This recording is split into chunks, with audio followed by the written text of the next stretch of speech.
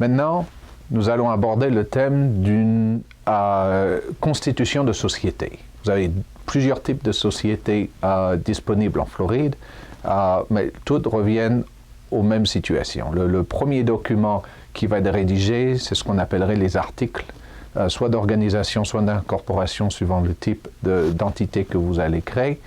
Et c'est le document qui, lui, va être essentiellement public. C'est ce document qui va lister le nom de la société, qui va lister l'adresse au moins d'un des responsables de la société, qui va aussi lister l'adresse de l'agent enregistré qui, très souvent, pour plusieurs raisons que nous expliquerons plus tard, devrait être votre avocat.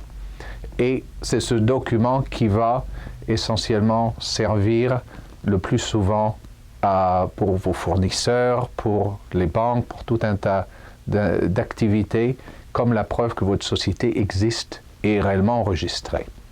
L'autre chose qui doit être préparée, aussi pour des questions de responsabilité personnelle et de pacte d'actionnaires, c'est justement soit un bylaw, soit un operating agreement qui se fait en tant que contrat entre vous et la société, ou un contrat plus exactement entre actionnaires et la société par rapport à chacun. Et c'est là où l'attention aux détails doit être donnée, surtout quand les actionnaires sont des gens qui sont des vrais associés et non des gens de la même famille, par exemple, des époux ensemble. Et à ce moment-là, il y a plusieurs critères et plusieurs choses à décider.